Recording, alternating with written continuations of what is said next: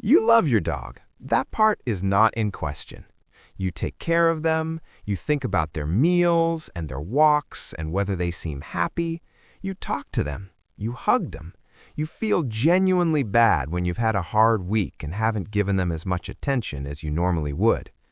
And yet, there are things most of us do every single day, completely out of love, that our dogs experience in a way we never intended. Not because we're bad owners, but because dogs are a different species with a completely different way of reading the world. And nobody handed us a manual for the gap between what we mean and what they actually receive. Today, we're going to close that gap, not with judgment, but with the kind of understanding that actually changes things. Let's start with the one that tends to surprise people the most, the hug. It is one of the most natural things in the world for us to do. When we love something, we hold it close. We do it with children, with each other, with our dogs. It feels like an obvious expression of warmth. But here's what the research consistently finds.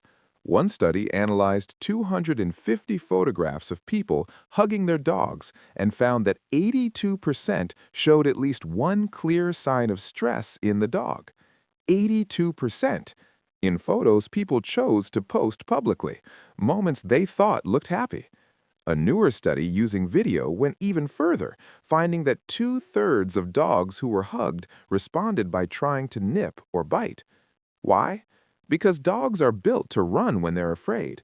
A hug immobilizes that option entirely. It removes their ability to create space if they need it, which is one of the most fundamental stress responses a dog has. This doesn't mean your dog hates you when you hug them. Some dogs genuinely tolerate it. A small number actively enjoy it.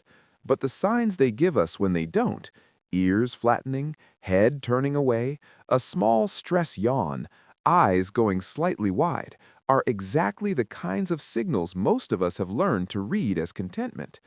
The fix isn't complicated. A hand resting on their back, sitting close without holding on, letting them choose contact rather than receiving it.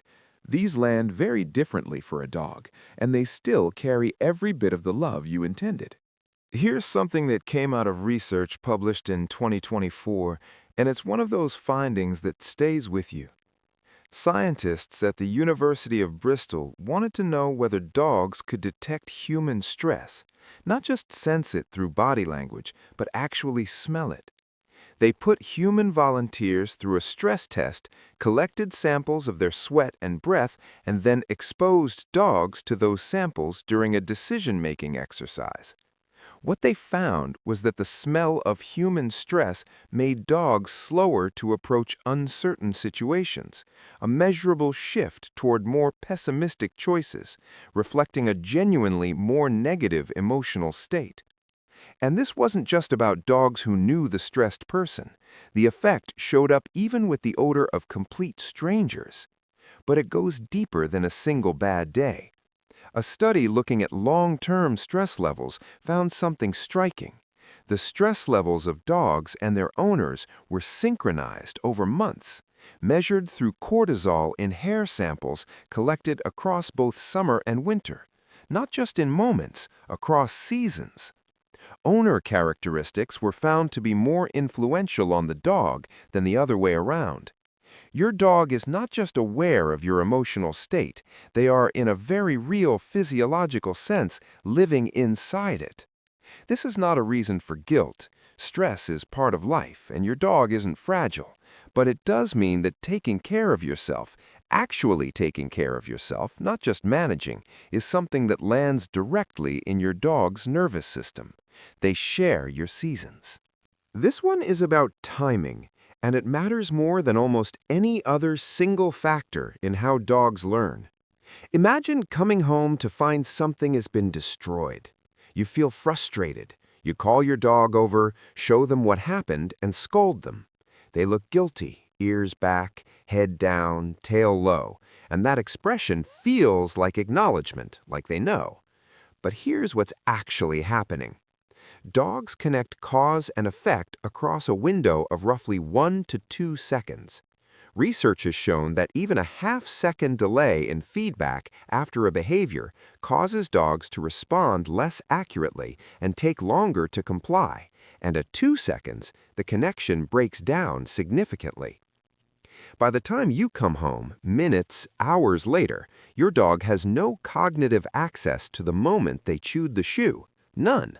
What they're responding to now is you, your body language, your tone, your energy. That's what the guilty look is reading. Dogs are highly sensitive to human attentional states and respond to the cues they can see in front of them, not to a memory they can no longer reach. So when we scold them for something past, we're not teaching them what we think we're teaching them. We are introducing confusion and anxiety into a moment they can't connect to anything they did. The difficult truth here is that delayed punishment is one of the most common things owners do and one of the least effective, not because the dog is stubborn, but because their brain genuinely cannot bridge that gap of time. Dogs have a rich language. It's just not the one we were taught to read. Most of us know the obvious signals: growling, snapping, a tail tucked hard between the legs. We know those mean something's wrong. But research involving over 1,000 dog owners found that far fewer people recognize the earlier, quieter signals, the ones that come well before things escalate. Yawning when nothing's tiring, licking their nose when there's no food nearby, turning their head away during interaction. These subtler signals were rarely identified as signs of stress by owners, even though they are among the most consistent early indicators of discomfort in dogs. Why does this matter? Because stress for a dog is a progression. It starts quietly, and when the quiet signals are missed, when the small "please give me a little space" goes unread, the only option left is to get louder. The growl, the snap, the bite that seems to come from nowhere, that the owner genuinely didn't see coming, even though the dog had been trying to communicate for a long time. A large part of what researchers call the mismatch in human-dog communication is exactly this.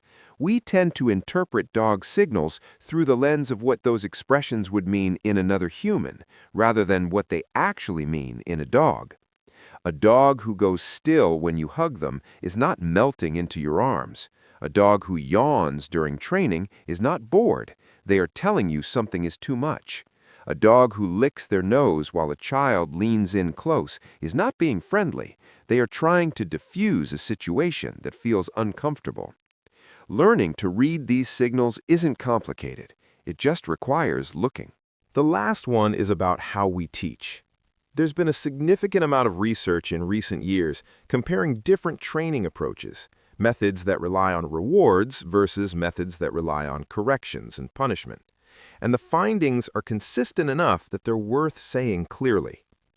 Studies found that the higher the proportion of aversive methods used in training, the greater the impact on the dog's welfare, both during training sessions and outside of them, not just in the moment of correction, afterward, in the rest of their day. Dogs trained with 2 or more aversive methods showed measurably more pessimistic responses in decision-making tasks, the same kind of pessimism we saw in dogs exposed to human stress odors. Chronic aversive training doesn't just teach a dog to avoid a behavior, it changes their baseline emotional state. Dogs trained with punishment-based methods showed signs of stress, fearfulness, and higher rates of behavioral problems, including increased aggression toward people and other dogs. What makes this complicated is that correction-based methods often appear to work in the short term. The behavior stops. The owner feels the training succeeded. What they don't see is what's happening underneath, the anxiety that's accumulating, the trust that's quietly eroding. The research is not saying dogs can't learn from corrections. It's saying they learn better without them, and they feel better without them. And that tends to matter to the people who care enough to be watching a video like this one. None of this is about being a bad owner. The behaviors we've talked about today come from love, from wanting to be close, from wanting your dog to behave well, from wanting them to know they're yours and you are theirs. The only thing that was missing was the translation. Dogs don't need us to be perfect.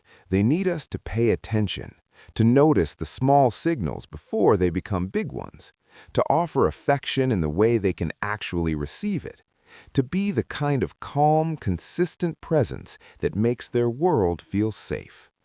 That's not harder than what you're already doing. It's just a little more honest about who's in the room with you.